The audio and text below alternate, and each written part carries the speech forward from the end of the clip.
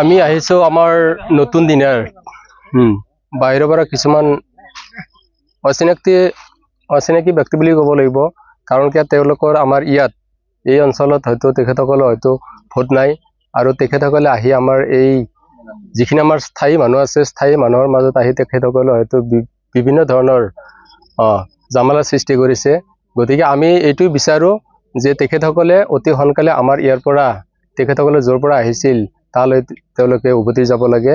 এইখিনি তেখেতসকলক আমো মুছলমানত, কিন্তু তেখেতসকলেও মুছলমানো, কিন্তু অচিনাকি মানে কি, তেখেতসকলে হয়তো কিছুমানে কৈ আছে যে আমি 10 বছৰ 15 বছৰ আগত ইয়াত বাস কৰিছো, কিন্তু তেখেতসকলে বাস কৰাৰ পিছতো কিন্তু 10 বছৰ বা 15 বছৰ আগত আহি তেখেতসকলে ইতিয়াকলৈকে তেখেতসকলে আমাৰ এই অঞ্চলত বা আমাৰ একাধিত তেখেতসকলে ভোটৰত নাম উঠাব পৰা নাই। এতিয়া তেখেতসকলে হয়তো বাহিৰত সন্দেহজনক, কাৰণ তেখেতসকলে আমাৰ বাহিৰত তেখেতসকলে ভোট আছে নাই সেইটোতো আমি গম নাপাওঁ। গতিকে আমাৰ ওপৰ মহলৰ পৰা আমাক বিভিন্ন ধৰণৰ আমাৰ হেঁচা প্ৰয়োগ কৰিছে বা তেখেতসকলে কৈছে ওপৰ মহলাই। গতিকে আমি আমাৰ এই স্থানীয় লোকসকলে এইটো বিচাৰিছে যে যিখিনি আমাৰ দূৰৰ পৰা অহা মানুহ আছে তেখেতসকলে অতি সোনকালে আমাৰ ইয়াৰ পৰা যাব লাগে। আমি তেখেতসকলক 1 মাহ সময় দিছো। গতিকে 1 মাহ সময়ৰ ভিতৰত তেখেতসকলে ইয়াৰ পৰা যাব লাগিব। তাৰমানে আমাৰ এইটো অঞ্চলত এটা সময়ত মানুহ নাছিলে, মানে নতুন দিহিনাৰ আৰু একাদি একদম ভাই নিচিনা 2খন গাঁও। তো এইখিনি জেগাত মানুহ নাছিলে। আমাৰ একাদিৰ পৰাই কিছু বহুত পুৰণি মানুহ, য'ত 51 চনৰ আগৰ মানুহ ইয়াতে বসবাস কৰি আছিল। কিন্তু আজি 2-3 বছৰত এই অঞ্চলত বিভিন্ন ঠাইৰ পৰা, অসমৰ বিভিন্ন ঠাইৰ পৰাই মানুহ আহি ভিৰ কৰিছে, যাৰ কাৰণে আমাৰ এতিয়া ইয়াত ভোটৰ লিষ্টত নাম নাই। আমাৰ দিহিনাই হওক, একাদি হওক বা দক্ষিণ ইংৰাত তেওঁলোকৰ একদম আমি অচিনাকি বুলিয়ে ক'ম, কাৰণ তেওঁলোকৰ ঘৰ বেলেগ বেলেগ সমষ্টিত বুলি কয়। এতিয়া তেখেতসকলৰ তাত ভোট আছে নে নাছে আমিতো নাজানো। তো তেওঁলোকে আহিছে। এতিয়া আজি আমি ৰাইজ ওলাই আহিছোঁ, আমাৰ পঞ্চায়তৰ কাউন্সিলৰো আহিছে আৰু বেলেগ বেলেগ সমাজ সচেতন লোকসকল আহিছে। আহি আমি তেখেতসকলক খুব সন্মান সহকাৰে বুজাই দিলোঁ যে তেওঁলোকক 1 মাহ সময় দিছোঁ। 1 মাহৰ ভিতৰত তেখেতসকলে ইয়াৰ মাটি বাৰী যিখিনি য'ৰ পৰাই লৈছিলে তাত বিক্ৰী কৰি যাতে এই জেগাখিনি খালী কৰি দি গুচি যায়। তাৰ বাবে আমি এখন সভা কৰি, পৰিৱেশটো নিশ্চয়কৈ বেয়া হৈছে। এতিয়া পৰিৱেশ আমাৰ অৱস্থা নহয়, আমাৰ স্থায়ী মানুহখিনিক ওচৰ পাজৰৰ গাঁওসমূহে এতিয়া টাৰ্গেট কৰি লৈছে। এইসকল মানে নাগৰিকৰ, মানে সন্দেহজনক নাগৰিকৰ ইয়াত যেতিয়া বসতি হৈছে, বসতিৰ কাৰণে আমাৰ ইয়াৰ লোকেল যিখিনি একাধিক লোকেল মানুহ, তেখেত যি ধৰ্মৰে নহওক, তেখেতসকল এতিয়া টাৰ্গেটৰ বলি হৈছে ওচৰ চুবুৰীয়া গাঁওসমূহৰ কাৰণে। সেইকাৰণে আমি আজি আহি তেখেতসকলক খুব ধুনীয়াকৈ সূক্ষ্মভাৱে বুজাই দিছোঁ কথাটো যে আপোনালোক য'ৰ পৰা আহিছিলে, যিহেতুকে আপোনালোকৰ ইয়াত ভোটেই নাই, আপোনালোক ইয়াৰ নাগৰিকে নহয়, গাঁওবুঢ়া চাৰ্টিফিকেটখনো ইয়াত ল'ব নোৱাৰে, তো আপোনালোকে ইয়াৰ পৰা মাটি জমি বিক্ৰী কৰি ইয়াৰ পৰাই গুচি যাওক।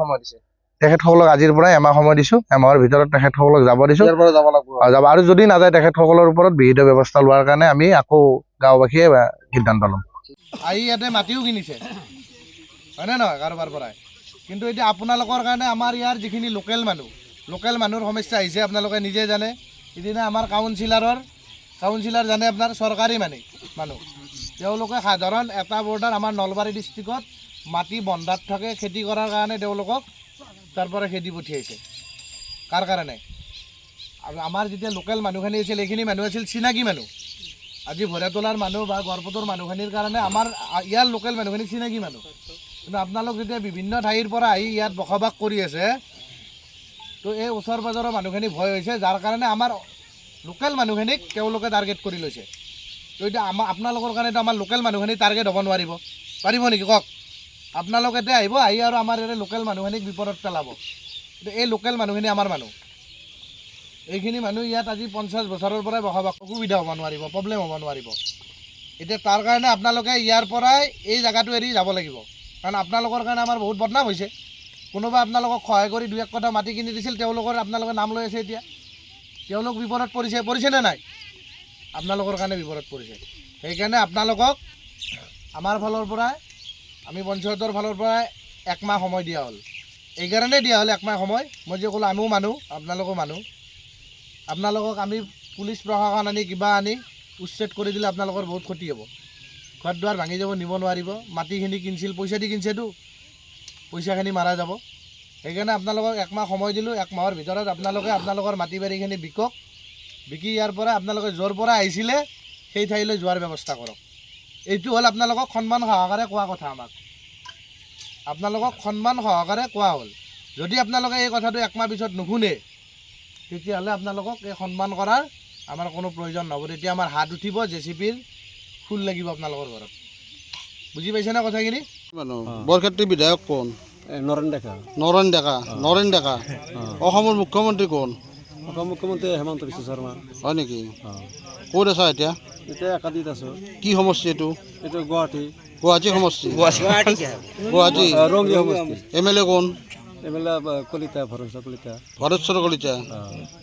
হা অসমীয়া তই? হা অসমৰ ৰাজধানী কি?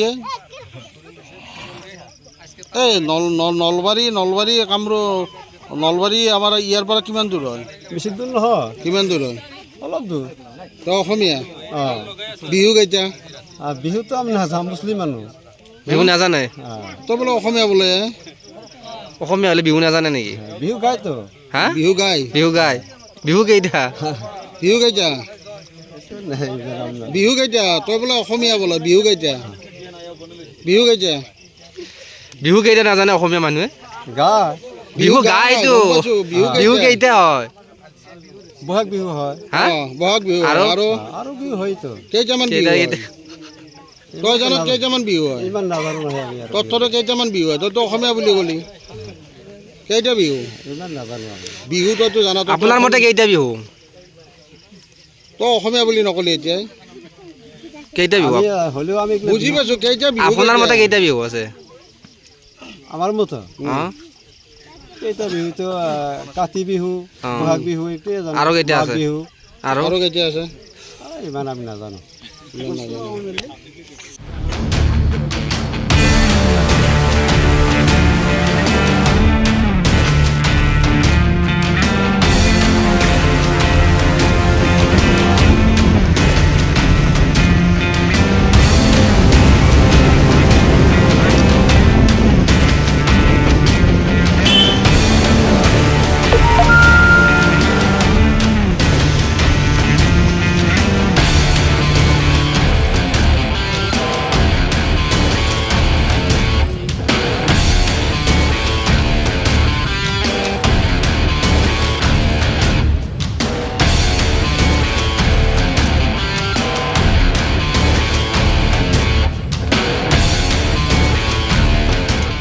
যিকোনো খবৰৰ বাবে যোগাযোগ কৰক 9181 307 221 আমাৰ এই নম্বৰত।